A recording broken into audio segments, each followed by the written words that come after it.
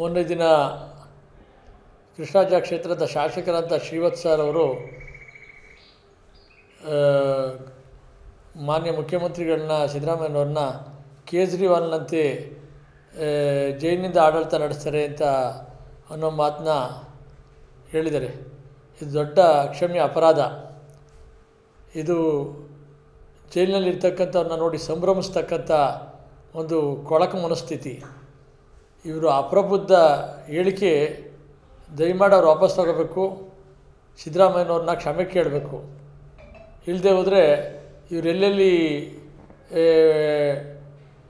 ಕಾರ್ಯಕ್ರಮ ಮಾಡ್ತಾರೆ ಅಲ್ಲೆಲ್ಲ ಕಾಂಗ್ರೆಸ್ ಕಾರ್ಯಕರ್ತರು ಪ್ರತಿಭಟನೆಗಳನ್ನ ಮಾಡಬೇಕಾಗತ್ತೆ. ಒಬ್ಬ ಶಾಸಕನಾಗಿ ಜವಾಬ್ದಾರಿಯುತ ಸ್ಥಾನದಲ್ಲಿರ್ತಕ್ಕಂಥವ್ರು ಹೇಗೆ ಮಾತನಾಡಬೇಕು ಅನ್ನೋದನ್ನು ಮೊದಲು ಕಲ್ತ್ಕೊಂಡು ಹಾಗೆ ಮಾತನಾಡ್ತಕ್ಕಂಥ ಕೆಲಸಗಳನ್ನ ಮಾಡಲಿ.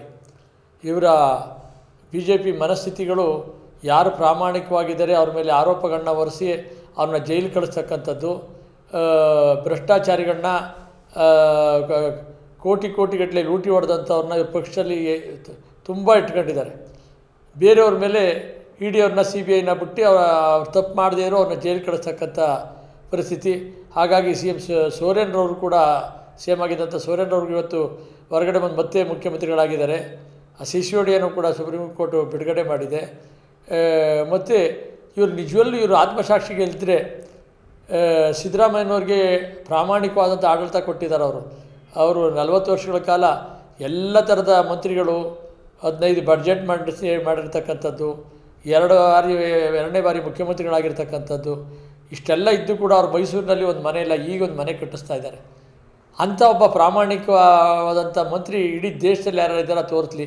ಮಂತ್ರಿಗಳಾಗಿ ಕೂಡ ಒಂದು ಮನೆ ಇಲ್ಲದೆ ಇರತಕ್ಕಂಥವ್ರು ಯಾರು ಇದ್ದಾರ ಅವರು ತೋರಿಸ್ಲಿ. ಇವರ ಆಸ್ತಿಗಳು ಎಲ್ಲ ಇವರ ಪ್ರತಿಯೊಬ್ಬರದ್ದು ಕೂಡ ಇವರೇ ಹೊರ್ತರ್ತಕ್ಕಂಥ ಕೆಲಸಗಳನ್ನ ಮಾಡಿಬಿಡಲಿ. ಯಾವ ಮಂತ್ರಿಗಳಾಗಿದ್ದವ್ರಂತ ಇವ್ರ ಮುಖಂಡರುಗಳದ್ದು ಆಸ್ತಿಗಳೆಲ್ಲ ಹೊರ್ತರಲಿ. ಹಾಗೆ ಎಷ್ಟಿದೆ ಅನ್ನೋದು ಜನಕ್ಕೆ ಅರ್ಥ ಆಗುತ್ತೆ.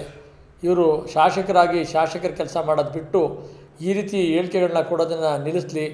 ಮತ್ತು ಇವರು ಶಾಸಕರಾಗಿ ಮಾಡಬೇಕಾದ ಕೆಲಸನ ಬಿಟ್ಟು ಎಲ್ಲೋ ಹಿಂದೂಗಳಿಗೆ ತೊಂದರೆ ಆಯಿತು ಅಂಥೇಳಿ ಪ್ರತಿಭಟನೆಗಳನ್ನ ಮಾಡಿಕೊಂಡು ಜನಗಳನ್ನ ಪ್ರಚೋದಿಸಿ ಅವ್ರ ಮೇಲೆ ಗಲಭೆ ಹೆಚ್ಚಿಸ್ತಕ್ಕಂಥ ಕೆಲಸಗಳನ್ನ ಮಾಡ್ತಾಯಿದ್ದಾರೆ.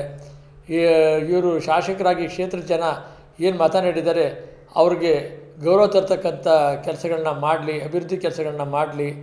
ಇಲ್ಲದಿದ್ದರೆ ಕಾಂಗ್ರೆಸ್ ಕಾರ್ಯಕರ್ತರು ಅವ್ರಿಗೆ ಬುದ್ಧಿ ಕಲಿಸ್ತಕ್ಕಂಥ ಕೆಲಸಗಳನ್ನ ಮಾಡ್ತಾರೆ.